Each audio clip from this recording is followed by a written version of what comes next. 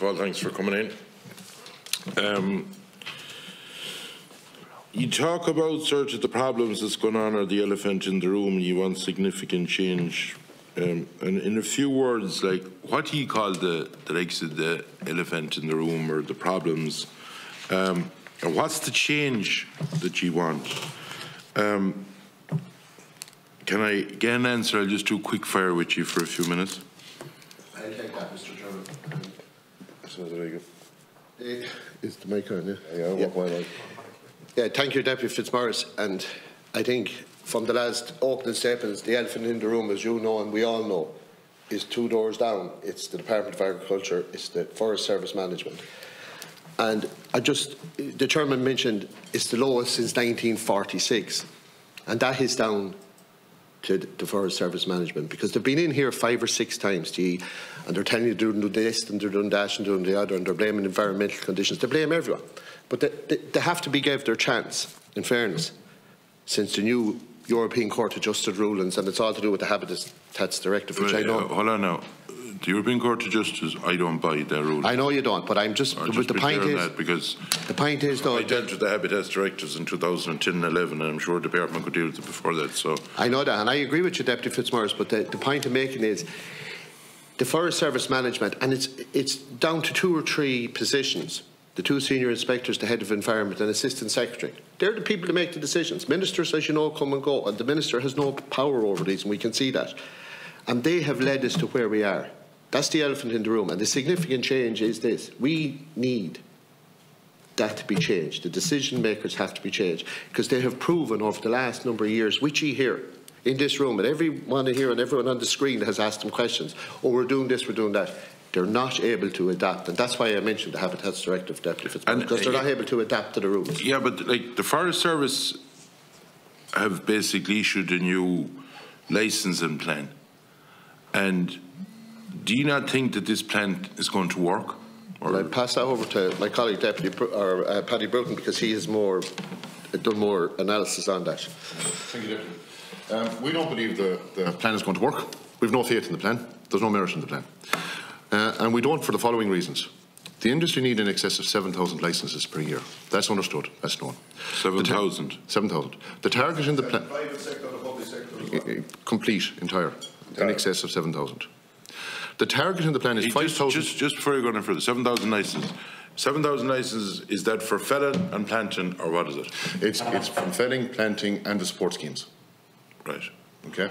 And how many licences do you need in application, or how many applications or licences do you need to bring the planting up to the proposal of, under this carbon crack, or the climate budget of 8,000 hectares? To plant 8,000 hectares, we need approximately 4,000 afforestation licences. And what's an average licence? It's about 6 hectares. Right, because is it that 50% want or 40% want to? There's the fall off and the length of time it takes to get 3 applications through the system. Okay, all right. But to go back to the plan... 140 licences a week, so that's separate to afforestation. Sorry, no, the total we're looking for is in excess of 7,000 licences. Right, He's saying 40 licences. 140 a week, that would be. For planting. Yeah. Well, is that separate to afforestation, Mr. Bruton, or have you afforestation in that one? No, the afforestation is included in the 7,000 approval. Go back to this plan. Sorry for interrupting. Yeah, okay. The target of the plan is 5,250 licences, not 7,000.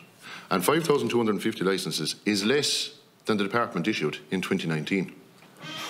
That's the level of ambition that's in the plan. Total licence output in 2021 was less than 2017, 2018, 2019, but ahead of 2020, which was a complete disaster. So the department pointing that 2021 was 56% ahead of 2020 is just laughable. 2020 was a disaster.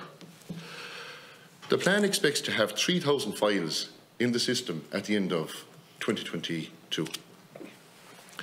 But you have to question the metrics and the assumptions that are behind that number, right? Particularly on applications and approvals, right? So they expect to get significant fewer applications in 2022 than in any of the years 2017, 2018, 2019 and 2021. This is in spite of the volume of timber increasing dramatically.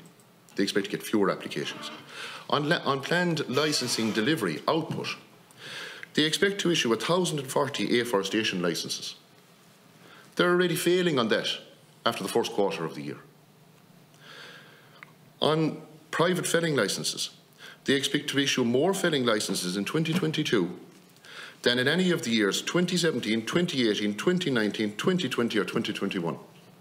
They're already failing on that after the end of the first quarter in 2022. On ash dieback, Deputy, that you've mentioned, there are no metrics in the plan on applications to be received or approved during 2022.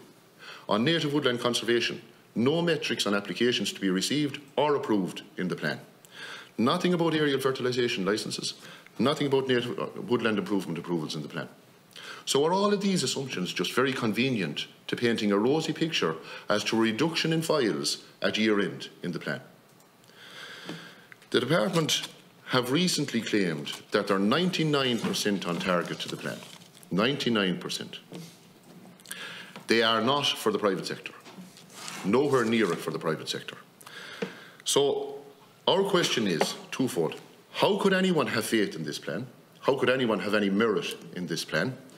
And we need, please, the targets and metrics in this plan to be reset now, covering the total requirement of the industry for 2022, so that that can then be delivered on and form a real basis for a licensing plan in 2023. Just two quick ones, because I want to let the other guys in. Can you tell me where is the nurseries at the moment? And second of all, if the Minister for Agriculture brings in under the eco scheme next year, say for planting different varieties, where do you think the nurseries are at that? And I've been talking to farming organisations during the week, and I presume ye partook in it as well.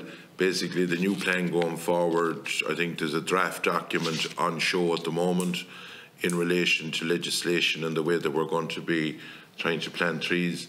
And my understanding is that we're gone back again to the beginning, that we have on the draft document that has been seen, that is, I think it's been coming out in a month's time or something, that we have gained nothing in the line of thinnings and in the line of things, low-hanging fruit that we're looking at. Is that correct, or have you seen that?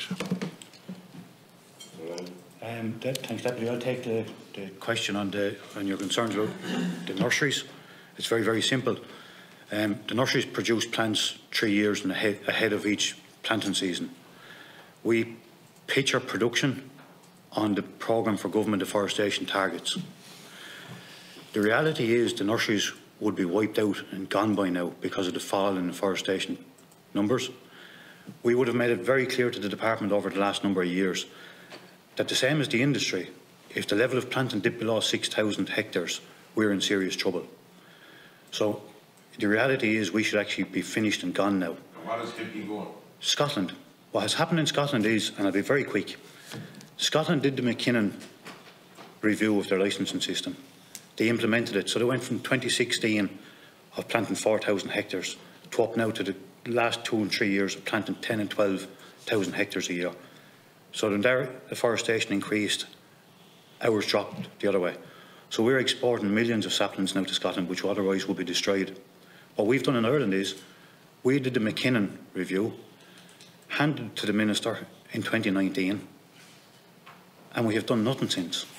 None of it's been implemented through Project Woodland, which is the objective of Project Woodland, is to implement McKinnon. None of it has happened.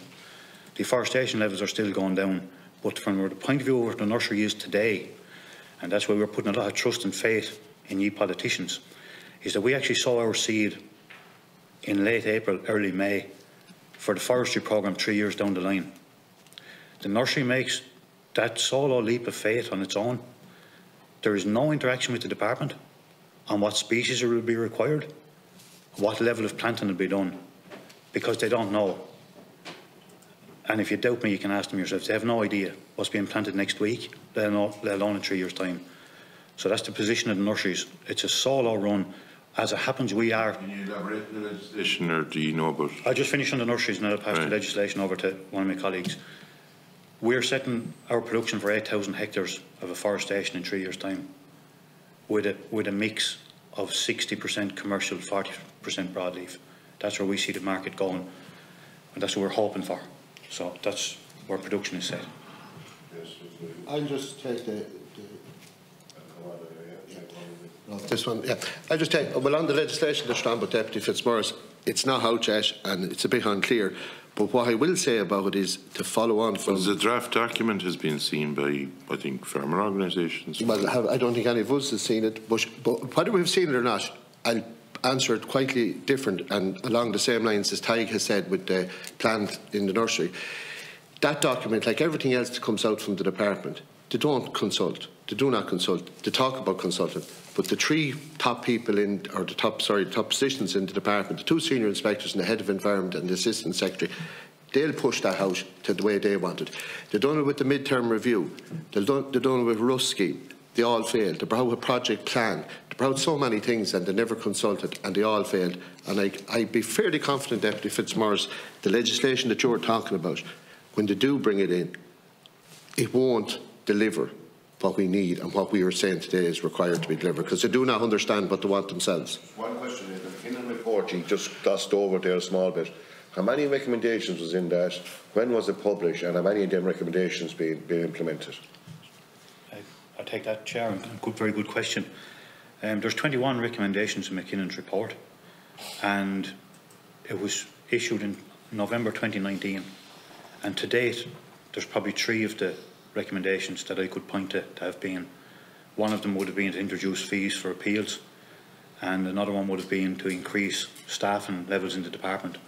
There are 2 that spring to mind. The rest of them haven't been done.